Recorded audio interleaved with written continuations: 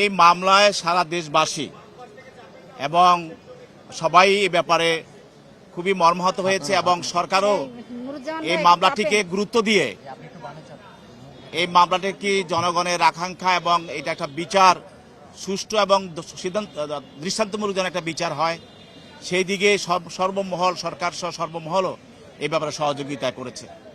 আপনারা জানেন যে এই মামলায় ইতিমধ্যে সাক্ষ্য গ্রহণ করা হয়েছে, সাক্ষ্য গ্রহণ করা হয়েছে এবং সেখানে সুষ্ঠু তদন্ত করা হয়েছে। তদন্তকারী কর্মকর্তা এই মামলার নতুন আইনের যে বিধান আছে, নারী শিশু নির্যাতন দমন আইনের যে বিধান আছে, সেই বিধান অনুসারেই এটাকে তদন্ত করে একটা রিপোর্ট আদালতে দাখিল করা হয়েছে এবং চার্জ গঠন করা হয়েছে। পরবর্তীতে সাক্ষীদেরকে সমন দেওয়া হয়েছে। সাক্ষীরা স্বইচ্ছায় আদালতে উপস্থিত হয়ে সমন প্রদান করে সাক্ষ্য প্রদান করেছেন এবং এই মামলায় এই আইনে যেটা বলা আছে যে যেদিন থেকে বিচার শুরু হবে পরের দিন প্রত্যেক তারিখ কোর্ট বিচারের জন্য দিন ধার্য করবেন, এই ধরনের একটা আইন আছে আমাদের এই আইনে এইভাবে বলা আছে।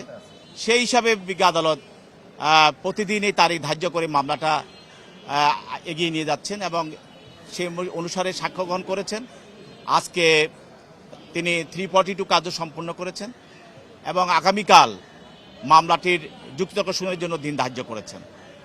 আমরা আশা করছি যে পাবলিক সাক্ষী যে 9 জন আদালতে সাক্ষী দিয়েছে তারা এই মামলার যথার্থ তথ্য উপাত্ত আদালতে উপস্থাপন করেছেন।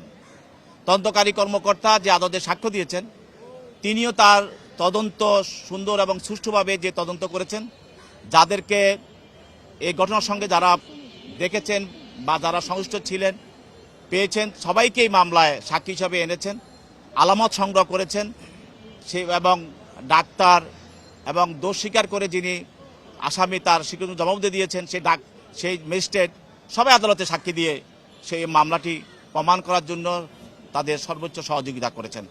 আমরা আশা করছি এই মামলাটি একটি দৃষ্টান্তমূলক মামলা হিসাবে থাকবে এবং আগামী দিন যেন এই দেশে এই ধরনের কোনো ঘটনা না ঘটে, কেউ যেন সাহস না পায়। এই মামলার মাধ্যমে একটি বার্তা দেশবাসীর কাছে সবার কাছে এটা যাবে। আমরা আশা করছি যে এটা সুন্দর সুষ্ঠুভাবে হচ্ছে এবং সুন্দর সুষ্ঠুভাবে এটা সমাপ্তি হবে। সেটা আমরা বিচারক নির্ধারণ করবেন। আমরা আশা করছি যেহেতু আগামীকাল যুক্তিতর্ক শুনানি হবে, আমরা আশা করছি আগামী সপ্তাহে যেহেতু শুক্র শনিবার বন্ধ, আগামী সপ্তাহের প্রথম দিকেই মামলাটি রায় হবে ইনশাল্লাহ। আমরা আশা করছি। আসামি বলছে, আসামি জিজ্ঞেস করা হলো আপনার বক্তব্য আছে, আপনি কি বলবেন বলেন। বিজ্ঞাসক এই বক্তব্যের পরিপ্রেক্ষিতে আসামি বলল যে আমার একটি সওয়াল আছে, আমি দোষী, আমাকে মাফ করে দেন। এবং তার স্ত্রীকে একই প্রশ্ন করা হয়েছিল, তার স্ত্রীও বলছে যে আমাকে মাফ করে দেন, আমি কিছু করিনি, আমাকে মাফ করে দেন। আসামিরা তাই সাধারণত বলে থাকে।